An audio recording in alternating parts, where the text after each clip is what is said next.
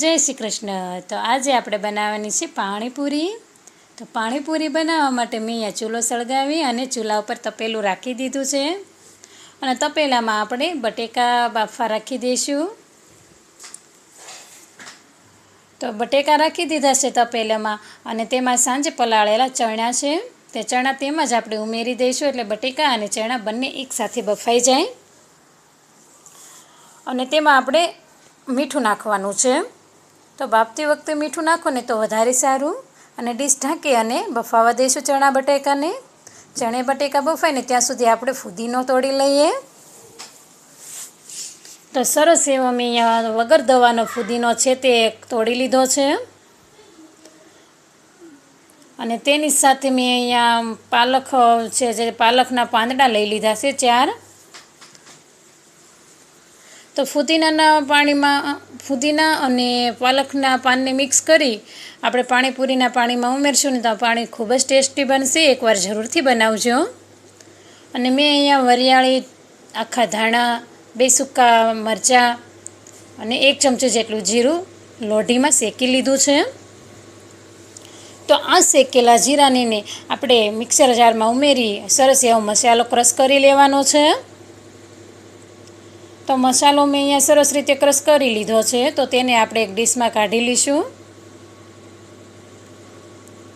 તેની સાથે આપણે ફરીથી મિક્સર જાર લઈશું અને ફુદીનો, પાલક, કોથમરી, લીલા મરચાં બધું જ મેં સરસ રીતે ધોઈને સાફ કરી લીધું છે। તો સરસ રીતે ધોઈને સાફ કરી લીધું છે તો મિક્સર જારમાં આપણે ઉમેરી દઈશું।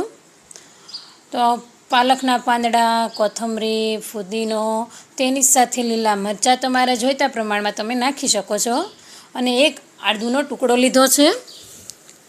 તો આ બધું સરસ રીતે આપણે મિક્સર જારમાં ઉમેરી અને તેની પેસ્ટ બનાવી લેવાની છે। તો પેસ્ટ આપણી તૈયાર થઈ ગઈ છે। તો મેં અહીંયા 1 જગ ભરીને પાણી લીધું છે। તો મિક્સર જારમાં થોડું પાણી ઉમેરી ઢાંકણ ઢાંકી અને આ પેસ્ટને સરસ રીતે હલાવી લઈશું। અને જે આપણે પાણીનો જગ ભર્યો છે તેમાં આપણે આ પાણી ઉમેરી દઈશું। તો સરસ એવો લીલો કલર આવી ગયો છે ને મસ્ત એવું આપણું આ પાણી છે। તો હજી આ પાણી આપણે સંપૂર્ણપણે બનીને તૈયાર નથી થયું, તેમાં આપણે થોડા મસાલા કરીશું। તો તેમાં સ્વાદ પ્રમાણે આપણે મીઠું નાખી દઈશું અને તેની સાથે આપણે જે મસાલો બનાવ્યો છે ને ખાસ મસાલો તે ઉમેરી દઈશું 1 ચમચી જેટલો। અને આપણે સરસ રીતે મિક્સ કરી લીધું છે અને તેની સાથે આપણે ગોળવાળું પાણી છે એટલે કે ગોળ આંબલીનું પાણી તે ઉમેરી દઈશું અને થોડા લીંબુનો રસ ઉમેરી દઈશું। જો તમારી પાસે લીંબુ ન હોય તો તમે લીંબુના ફૂલ પણ ઉમેરી શકો છો। તો આ બધું સરસ રીતે મિક્સ કરી નાખ્યું છે અને તેની સાથે સંચળના 2 ટુકડા મેં આમાં ઉમેરી દીધા છે અને તેને પણ સરસ રીતે મિક્સ કરી લીધા છે। તો સરસ એવું આપણું આ પાણીપુરીનું પાણી તૈયાર છે। તો હવે આ પાણીને આપણે સાઈડમાં રાખી દઈશું અને આપણે જે આ ગોળ અને આંબલીનું પાણી જે છે ને તે ગાળી લીધું છે એટલે કે આ ગોળ ઓગળી ગયો તો તે ગાળી લીધો છે અને તેની સાથે મેં થોડી નોખી આંબલી પલાળી હતી તે પણ આપણે મોટી ગળણીથી ગાળી લઈશું, લેવાની છે। તો જેટલી આંબલી હોય ને તેનાથી ડબલ આપણે ગોળ લેવાનો છે અને મસ્ત એવું આપણે આ પાણીપુરીનું ખાટું મીઠું પાણી ગળું તૈયાર થાય છે। તેની સાથે આપણે લાજવાબ ચટણી આવે ને તે 1 ચમચી જેટલી ઉમેરી દેવાની છે અને આ બધું સરસ રીતે આપણે મિક્સ કરી લેવાનું છે। તો આ બધું સરસ રીતે મિક્સ થઈ જાય ને એટલે આપણે તેને થોડી વાર માટે ગેસ ચાલુ કરી અને ગેસ ઉપર રાખી દેવાની છે જેથી કરીને આ બધું સરસ રીતે પાકી જાય।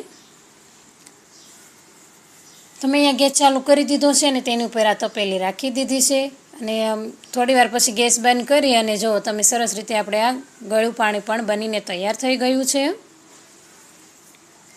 તો આ પાણીને આપણે ઠરવા માટે રાખી દઈશું અને આપણે ધાબા ઉપર બટેકા બાફવા મૂક્યા હતા તે લેવા આવી ગયા છે ધાબે અને થોડા બટેકા હજી કાચા હતા એટલા માટે આપણે કપડાં સૂકવી દઈએ।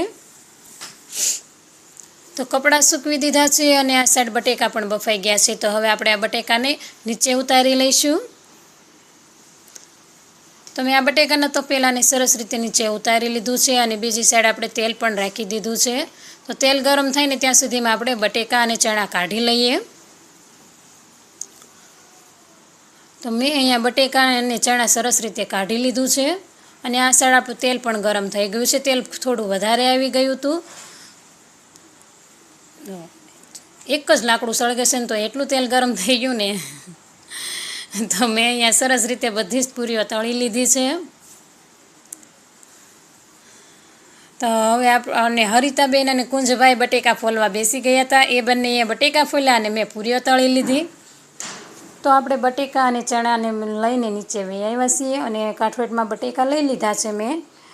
તો હાથની મદદથી આપણે આ બટેકાને મેશ કરી લઈશું.